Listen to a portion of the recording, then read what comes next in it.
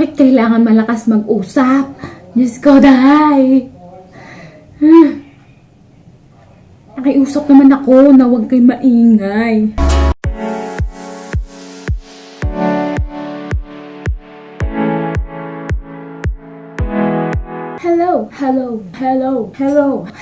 Hello, and welcome back to my channel. And for today's video, ay titest natin is yung Etude sa Double Lasting Foundation na may SPF 34. Actually, sa Shea lang ang meron ako dahil libre lang to dun sa binilan kong online shop. Ang price range nito is yung sa website na magre-refer ako dun sa current website nila, kaso naka-dollars yun. So, kinonvert ko. Ang dollars is $21.60. So, pag kinonvert mo siya, it's around 1,152.23. Doon ako tumitingin kasi nandun yung laptop ko. Yung libre, syempre, mag-itis tayo sa libre. Ang meron lang na shade is yung fair. So, maputi talaga siya. Merong 12 shades available doon sa etudehouse.com. Kapag magsa-search kayo, may 12 shades doon. Makakabili kayo nito mismo siguro doon sa Etude House na shop mismo. Sa online, maraming nagbebenta sa Shopee or I think sa Lazada din na mga online sellers dyan na legit naman. Maghanap kayo ng legit. Paano maghanap ng legit na seller? Tignan nyo yung reviews kung maganda ba and kung madaming bumibili na maayos yung reviews. Yung reviews ng product na binibenta niya, kung madami bang bumili, makikita nyo doon. And kung ano yung ilan yung stars. Syempre doon tayo sa 5 star. Meron ding sariling rating yung mga sellers dyan. Iba yung rating ng product at iba rin yung rating ng seller. Tignan nyo kung mataas. Usually yung alam ko 5 yung highest, 5% yung highest sa Shopee. Hindi ko lang alam sa Lazada. Anyway, balik tayo sa product and i-insert ko lang yung clip kung saan ako naglagay ng makeup kanina. Makapansin nyo doon, maputi talaga yung shade kasi fair ito. Fair. Siyempre, wala naman tayong choice para mamili ng libreng trial size na foundation. I-insert ko na dito.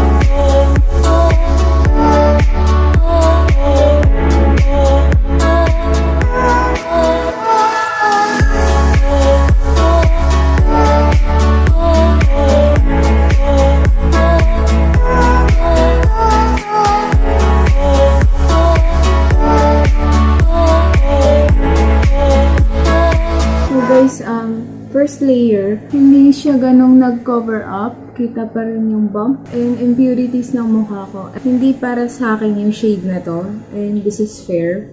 Yun nga, morena ako. Libre lang kasi to. So, since super puti niya sa akin, one layer lang ilalagay ko. Pero, makikita niya naman yung difference, diba? Mamaya mag-oxidize pa naman yan. So, sa kabilang side, ang gagamitin ko is yung brush. Tira pa.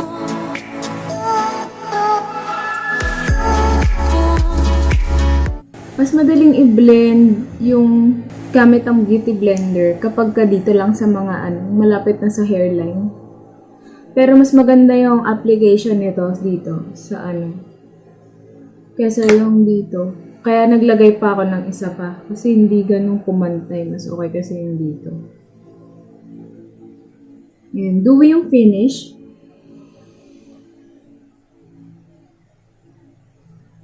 Medyo mag-oxidize pa yan.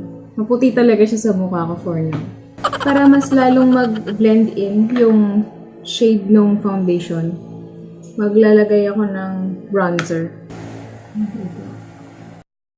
So, tapos ko na maglagay nito. Naputol kasi yung video. Mag-eyebrows na tayo. So, ayan na yun guys, yung final output ng makeup natin. And mamaya mag-oxidize pa yan. Medyo nag-oxidize na siya ngayon. Kaya, medyo umu-okay na yung tone. Pero medyo maputi pa rin siya. Ang puti niya sa camera, yung output niya. Pero halos pantay na siya. It's 5:33 AM and mag-check-in na lang ako. Siguro maya sa abot na makakaya ko. Dewy yung finish ng ating makeup. Nakalimutan ko. I-finish natin ng gamit yung Maybelline. Yung pumuti siya ulit. Pumuti siya ulit, pero mamaya mag-subside naman yun. Mag-oxidize na yan lahat mamaya. Mag-blend in na lahat. Pag makikita nyo yung kapag nag-check-in ako, hindi na siya ganun kaputi. And medyo malakas din kasi yung ilaw. Ayan, medyo tinago ko yung ilaw. So, makikita nyo, medyo lang yung agwat nung ating foundation. Diba? Konti-konti nag-ano na siya. Nag-oxidize na yan. Medyo matindi lang talaga yung ilaw ko. Sorry, galaw ako ng galaw kasi yung salamin nasa likod nyo. Linisin ko na ito ay mag-check na lang mamaya.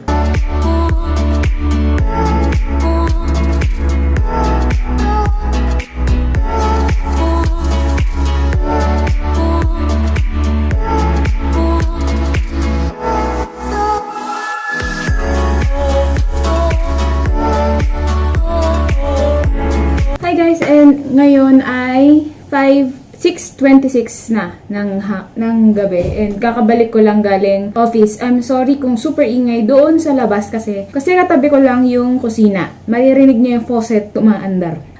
Balik tayo dito sa ating nire-review na double lasting ng Etude House na foundation. And as you can see, medyo oily na ako kahit super lamig ng panahon dahil umuulan. Dahil ngayon August 13, yung panahon ng bagyo. Hindi ko lang alam kung bagyo ba to o malakas lang yung habagat, kung ano man yun. Malamig kasi sa labas, buong araw ako naka-jacket, partida pa yan. Nag-oil pa din ako. Ganun talaga ako ka-oily. So, ayun. Parang feeling ko nag-fade out na yung, nakikita niyo yun? Yung parang hati-hati. Hindi ko pala ata na blend, buong araw ako nakaganto. Hindi ako nagbablot. Ang shiny na ng mukha ko. Yung packaging nung item, I think it's glass. Wala kasi ako nun dahil ang meron lang ako is yung sample size. Ang cute lang sa image, sa mga images dun sa online, kung mag-search kayo sa google.com, GMG, Google mo girl. Ano lang siya, yung bottle size niya is 30 grams. Feeling ko, medyo maliit lang siya, na glass type. And based sa research ko, pag binuksan mo yung takip nun, pump siya. Hindi ako ganong oily ngayon lang. Kasi wala akong fan ngayon. Hindi ako nag-electric fan ngayon kasi para lang maayos yung audio. Kaso nag-iingay sila sa labas. Ang galing na. Precise. Saktong-sakto. Perfect. Perfect timing. So, ang coverage niya is light to semi-full coverage. Nandun siya sa medium at full coverage. Yung gitna nun, simula light hanggang doon. Ganun yung coverage niya. So, ngayon, mag-blot na tayo para makita natin kung gaano kadami yung yung na-consume na oil within the day. Hindi kasi ako nagbablot.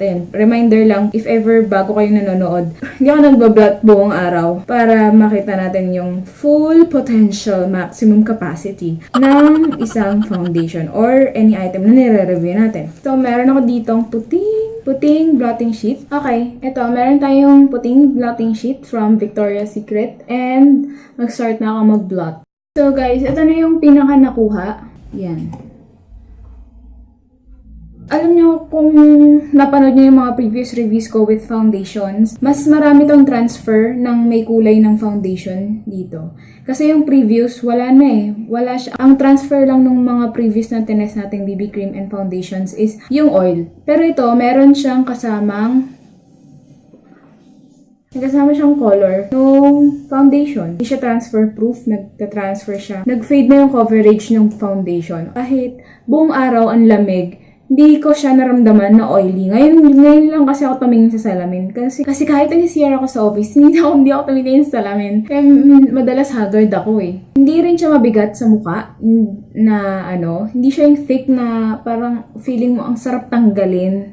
Yung ganun, hindi siya ganun. Light lang siya sa mukha. Kailangan mo mag-retouch dito. Kasi mabilis siyang nag-fade yung pinaka-coverage eh. Kung meron kayong mga tinatago dyan na impurities, kailangan mo mag-retouch. Buildable naman siya. Ang consistency is liquidy. Liquidy ang term ko. Hindi siya creamy. Basta yon. Mabilis siyang tulo kanina. Ayun lang yung opinion ko for this product and if ever may gusto kayong ipa-review na product, please comment down below and also please check my social media accounts na nandun sa description box below. Also, if you like this video, please hit that like button and please subscribe to my channel. So, see you in my next video.